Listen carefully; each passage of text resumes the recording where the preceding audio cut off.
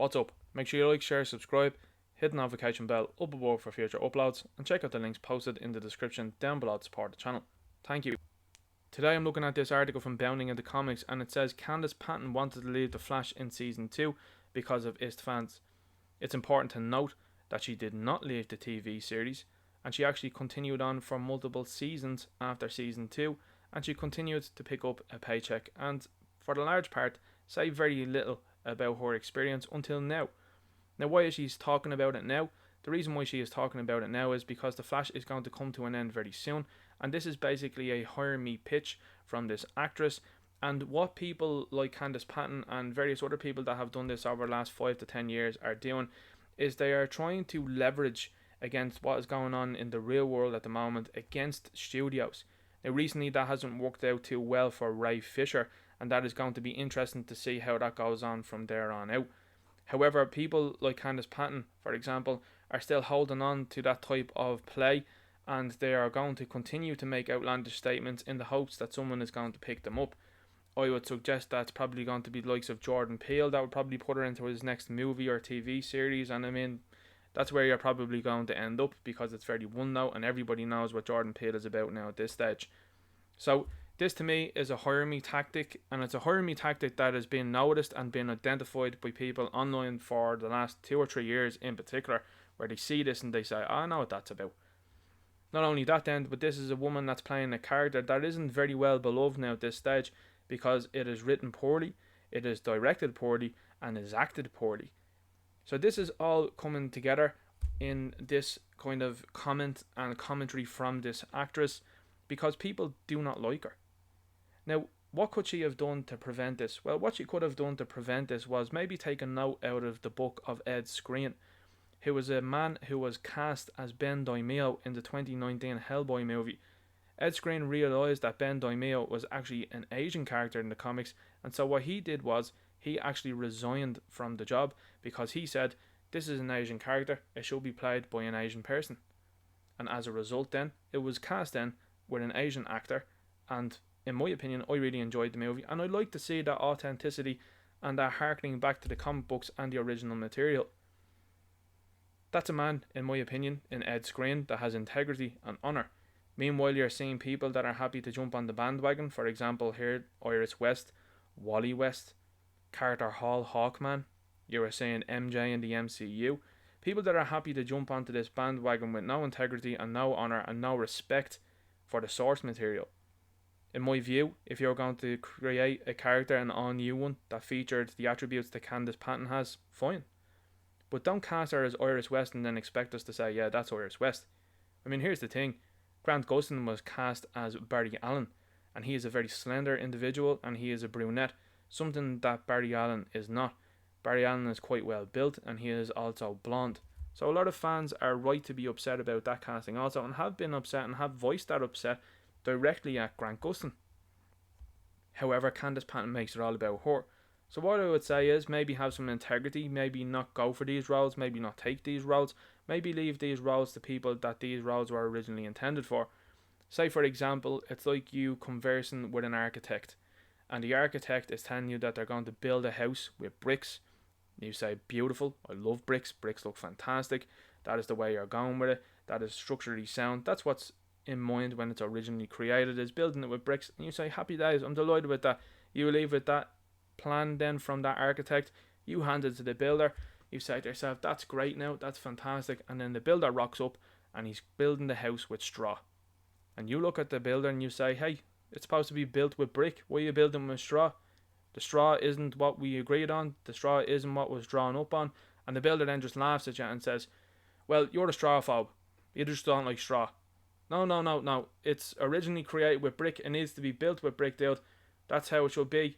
If I wanted a straw house, I would have gotten the architect to draw it up as a straw house, but he didn't, and that's not what I asked for.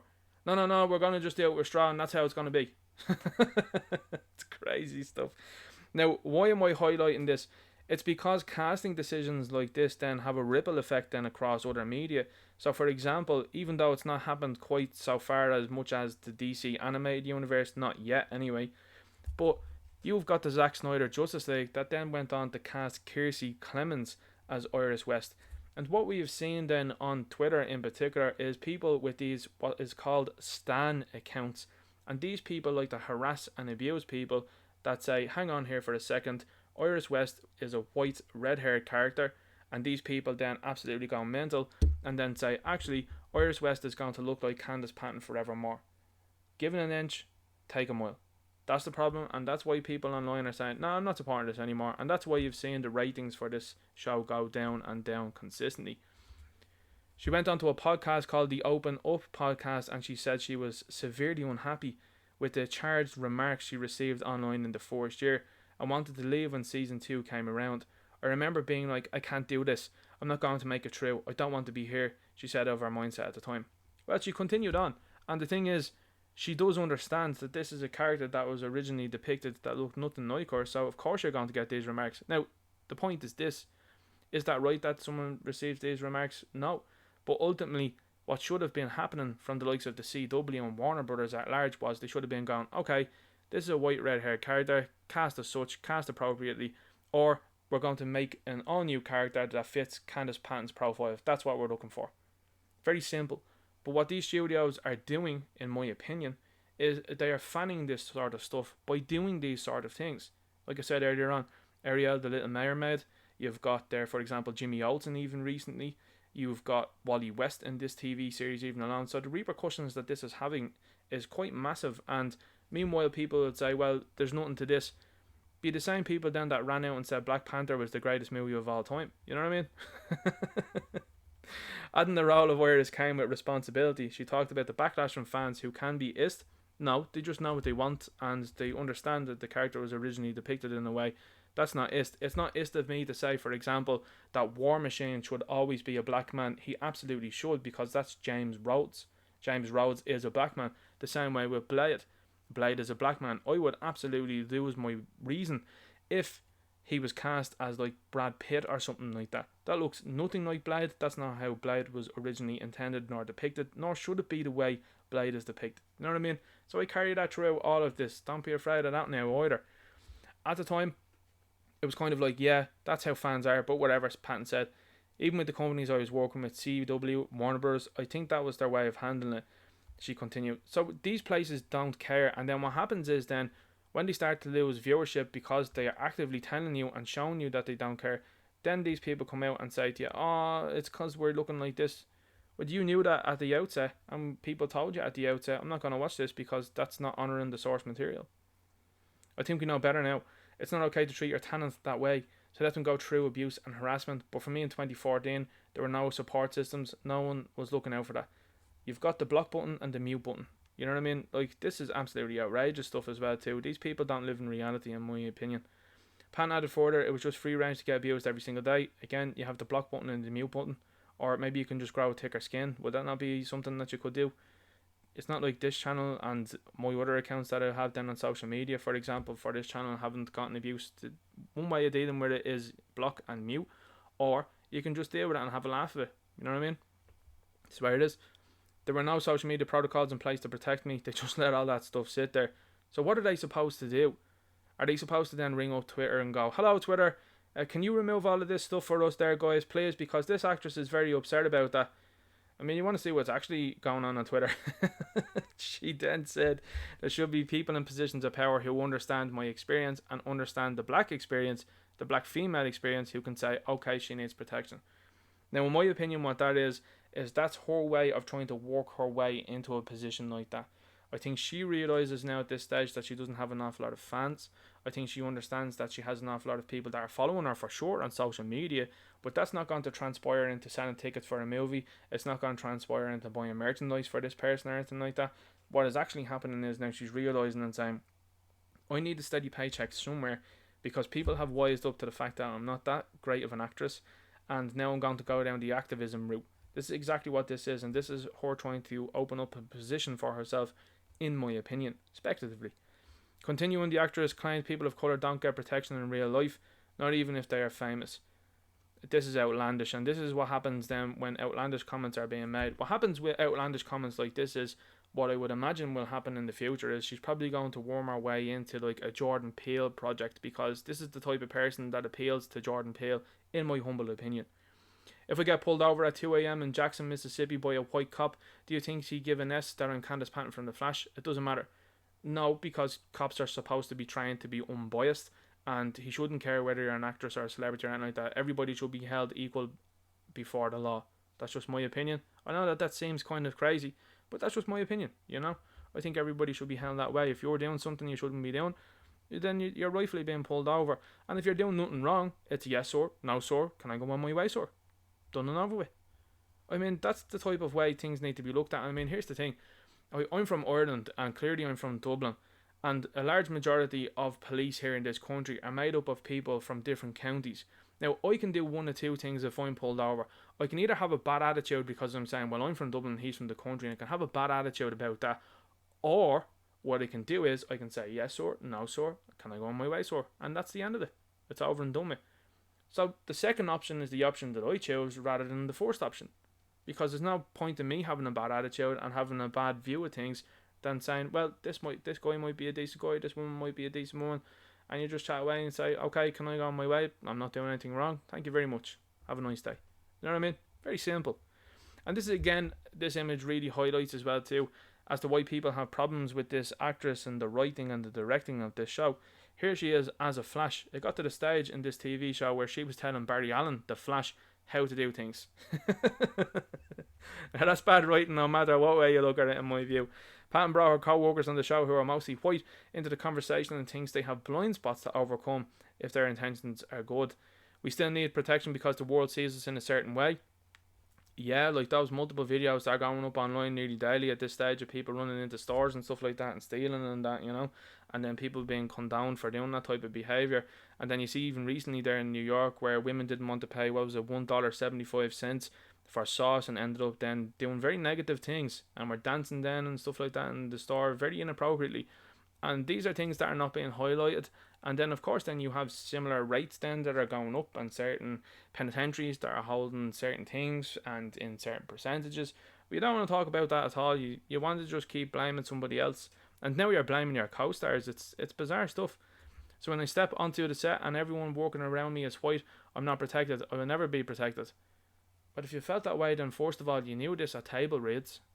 You knew this. This is what these people do. Table read. When you go to a table read, you're sitting down and you're looking at everybody else that's involved in the production.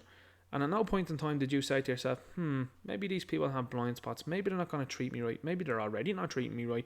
And at that point in time, you could have resigned. But you didn't. You actually continued on then for multiple seasons after that. So a lot of people are going to have a hard time believing you. Now they're seeing the likes of the show come to an end. And they're saying to themselves, she's just looking for more work. That's how it looks. They have a lot of blind spots and they can also contribute to my harm. The narcissism is off the charts, lads.